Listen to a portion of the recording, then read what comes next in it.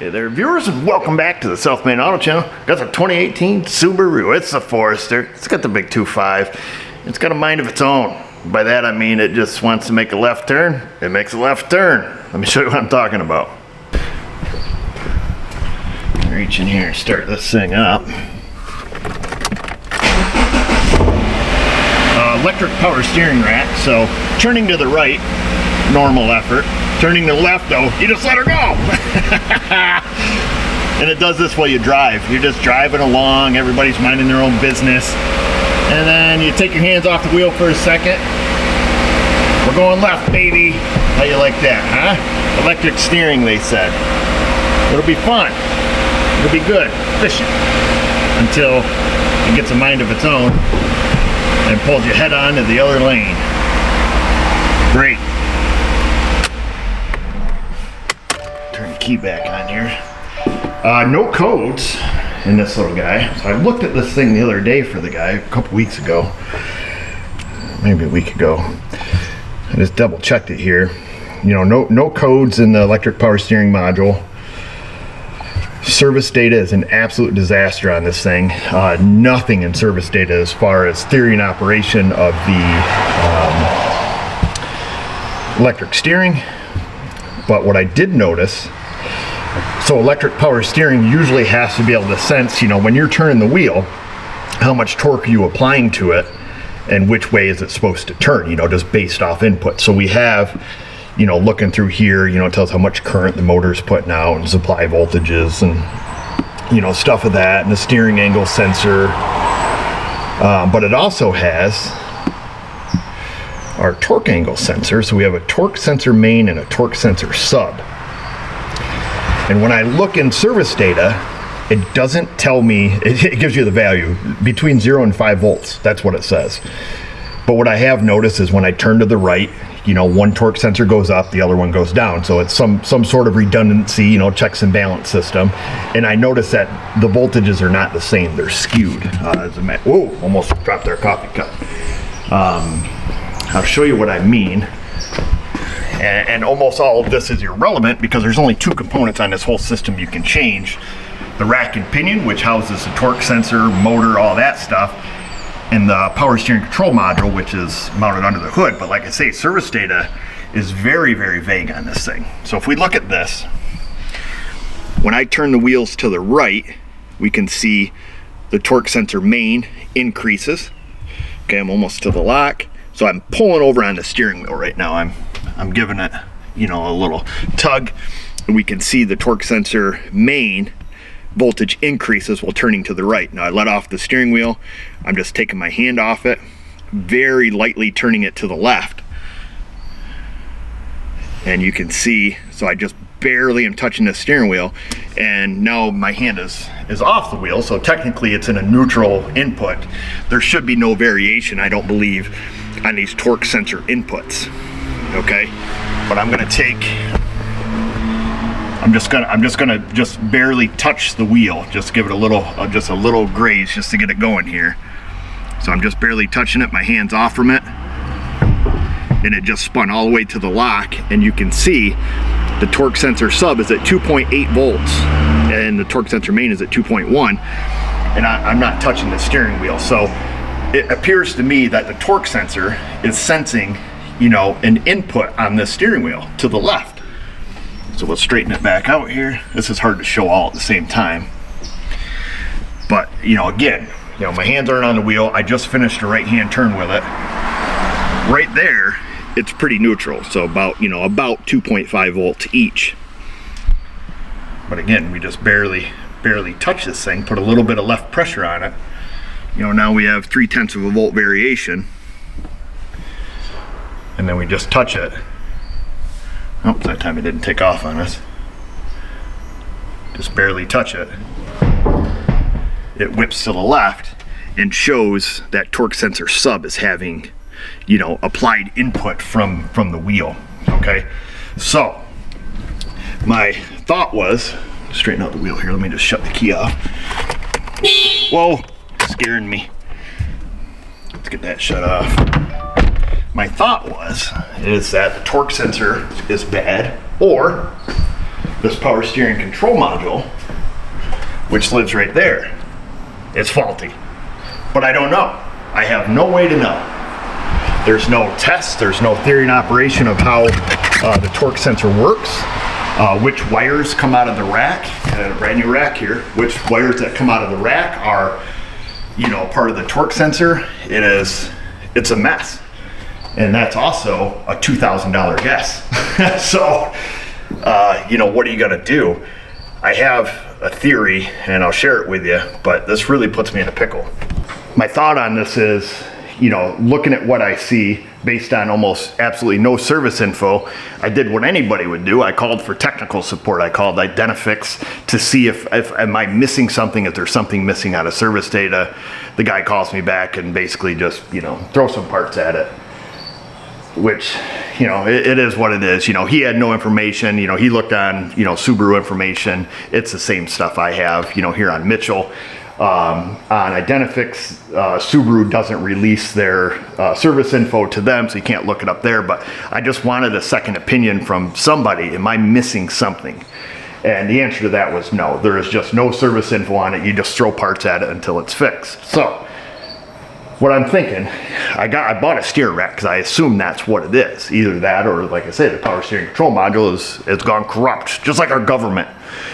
But what I was thinking, can we take the steering rack, set it up here, it's wires long enough, plug it into the steering module, and then again look at our main input and sub input for the torque sensor. If they agree and the steering rack doesn't just go wild here, but we have it attached under the hood hopefully, then I can justify putting the rack in it. But like I say, it's expensive. I think, I don't remember what the estimate was, but it's darn near $2,000 job to put an electric steering rack in one of these cars.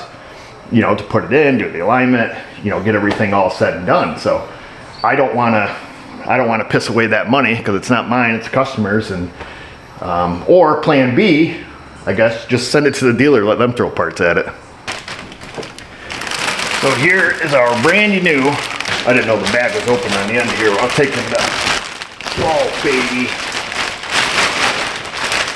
Brand new power steering rack. Brett can't see what's happening over here. Just an unboxing video going on off camera.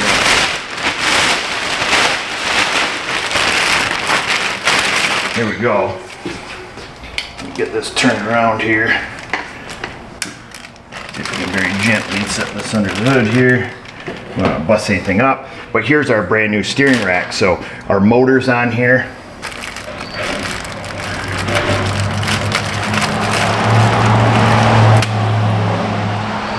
Well, that's a cool looking rubber band, am I right, huh? At least we got something neat out of the job. And then here's all of our wires that come over to the power steering control module. My hope is to just plug these in and then we can, you know, stimulate torque input here on the shaft, but I don't know what else to do. Like I say, there is absolutely no published information on who's what. You know, I mean, yeah, it'll tell you wire color, but it doesn't tell you, I don't know, is that a Hall effect input? You know, how does it measure torque input? I have no idea. I'm just, you know, hoping that the scan tool is correct. Let me get this situated around, throw some cardboard up here so when it's moved back and forth, in case it does just spin off on us, then we can go from there. It's a real scumbag move to do, you know, order a new part, plug it in, see if it works, but there's cases like this where you have no other option.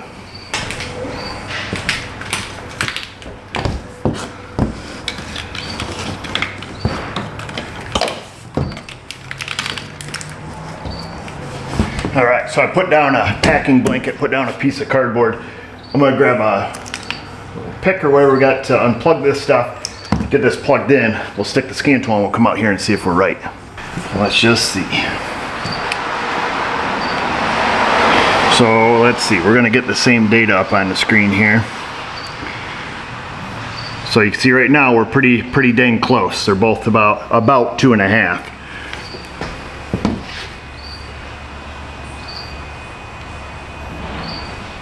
Okay, this is actually pretty positive. Let me move you guys a little closer here. So we can see they're both about 2.5. I'm just gonna put a little input with my hand. So I'm torquing a little bit left, torque a little bit right, let go of it, and they snap back. let's get something to, oh, this is good. This is positive. Something good's happening. All right. Let's grab our temporary steering input here. Very lightly clip that on there.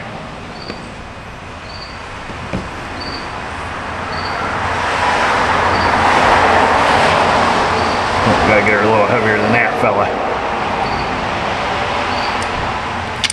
We just don't want to booger up the end of that shaft at all.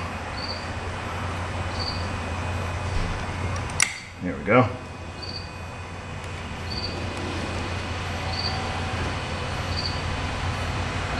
This is good.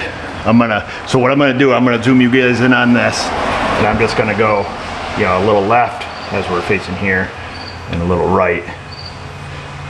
Yeah, I think we're good. We can put this rack in it. Let me enhance you. Going a little bit left, let go of it. A little bit right, let go of it. More left, more right. Beautiful. All right, so that's good that we now know. But it's just ridiculous. I mean, what this costs for this customer, this car's only got like 70,000 miles on it. And what this is gonna cost him is asinine for, you know, for what we're doing. I mean, we're crying out loud. I just wanna see if we're somewhat in a neutral position here.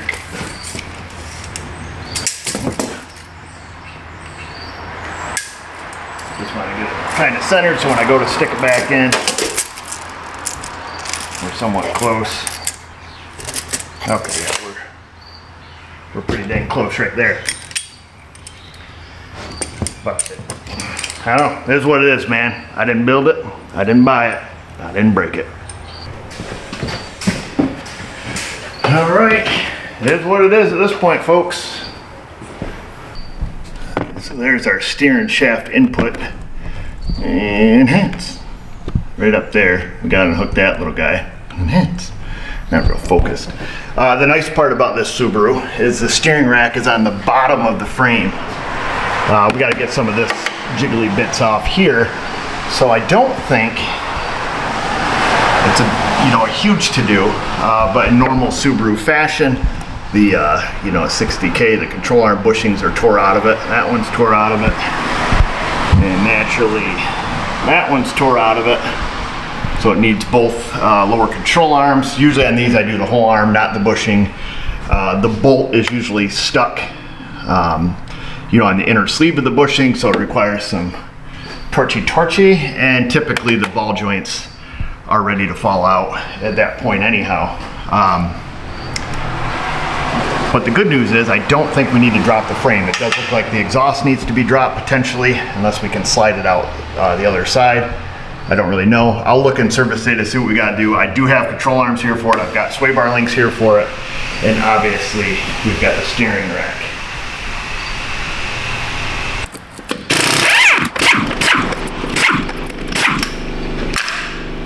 I'm gonna come clean with you folks. I've got a super busy day today. It does take time to record stuff, as you probably can assume. I've got to get this cranked out in about 15 other cars. I'm only going to record little bits of this, just kind of showing the process, getting it in, and 100% verifying when we're done. So I apologize for not being able to show the whole thing. I've just got a ton of work, and like I say, I'll try to get some little tidbits. Probably won't be a lot of talking in this video. Well, any more than there already has been.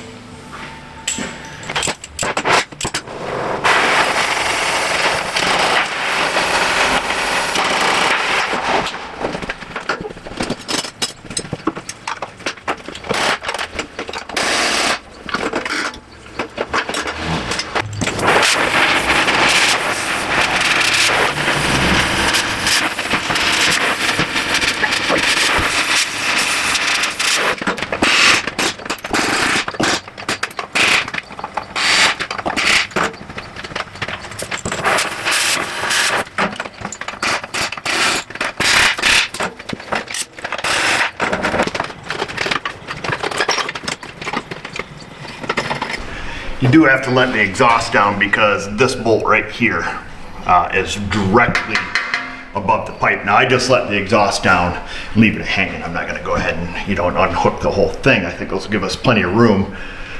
I did have to, you know, torch the nuts off the exhaust here. Got plenty of thread to put it back together, so not a big deal. And then ended up having to heat up these bolts on that skid plate to get some access there. Being that I'm doing the control arms, I'm gonna kind of work on those. Gonna take the torch, just cut the sway bar links off it. No sense in trying to mess, you know, saving those nuts. Because I think, yeah, I guess the whole sway bar itself can stay on, but I think I'm gonna fiddle with some of that. Start getting things exposed. Of course, I took off all of those plastic little skid plates there, and now we can get to the nut there, or that bolt. Okay, yeah, let's keep going.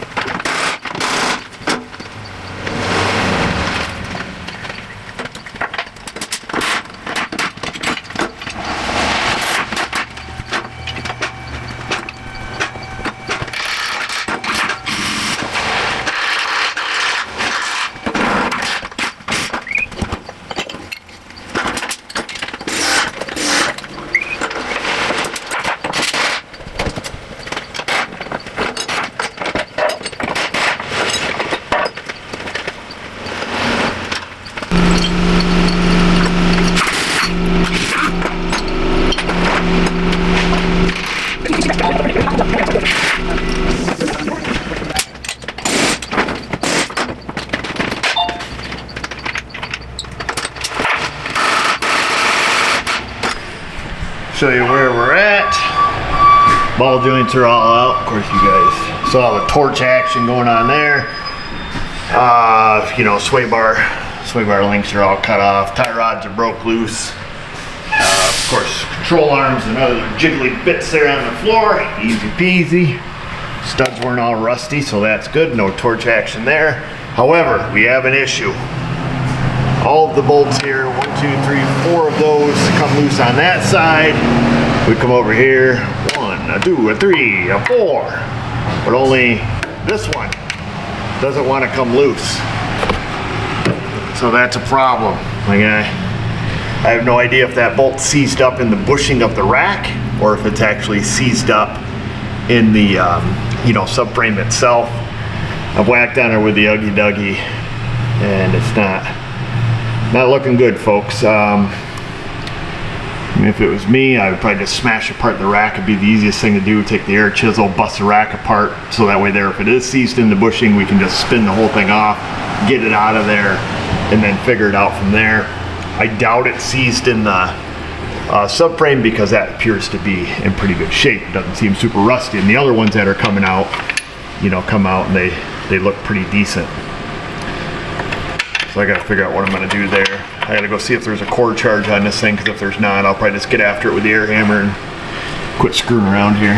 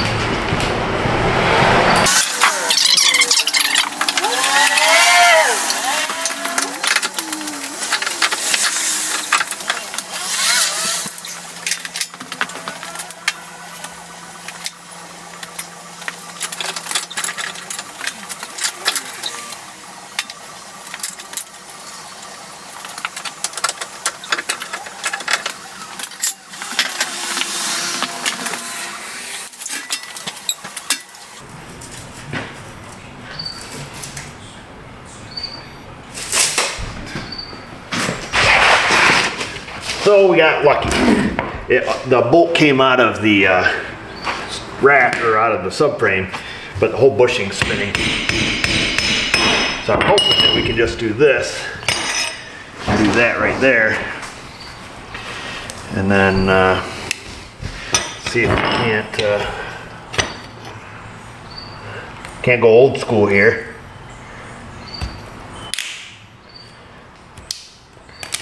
And get that rubber off there. Light this baby up. Yeah, we'll have to cut the rubber off, then we'll heat that bushing up, and then we'll be able to get the bolt to spin out of it.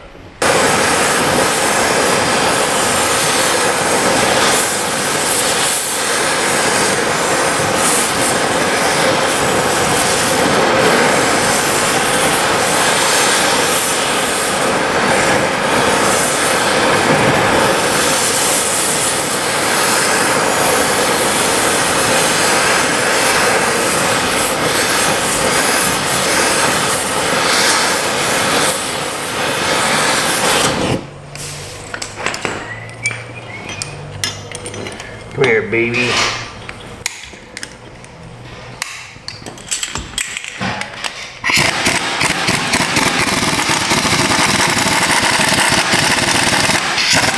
Oh, thought the bolt was spinning.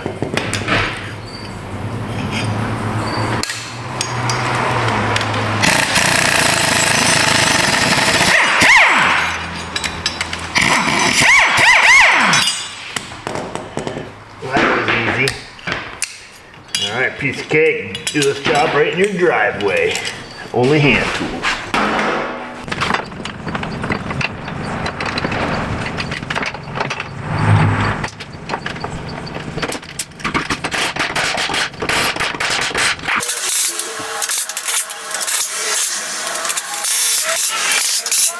Oh, this has not been very conducive to videoing. Just too much going on today, folks, so I apologize for the botched up, chopped up video. Control arms are in, so you can see that. Now the only bolt that's not tight currently is this one up here on the end of the control arm, because the vehicle has to sit at ride height. But the steering rack's in. I done lost my mind. I could not find the nut for that. This is a nut and bolt that goes on this side. So I've been like a half an hour looking. I remember I dropped it in the beginning. I went and picked it up. It was hot. I threw it.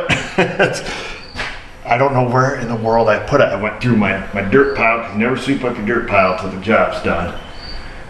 I don't know. Anyhow, so, you know, if he goes to the car show and gets points off for that, I'll have to reimburse him. So again, you know, this bolt's not tight. Got the ball joints up in, the sway bar links are on, the tie rods. We got the split pins, if you will, or cotter pins, depending on what side of the pond you live on. In there, sway bar links are in, and torque to factory spec, of course. With the skid plate and all this stuff off, I'm gonna blast this thing now with some fluid film. But prior to doing that, let's make sure that this one works. So I'm gonna bolt the wheels on, get them torqued down, and then I'll set it down and we'll make sure everything's cool. Well, actually, I guess we don't even need the wheels on, do we? Let's see, I don't. Yeah, we gotta plug that in, don't we? All right, that stuff is plugged in.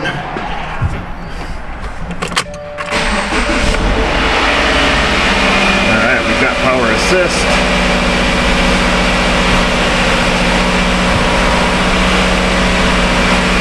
Hey, would you look at that? And the wheels even turn when we turn the steering wheel, so that's even better. We can grab our hand tool. I don't think we need to at this point. Let's see here.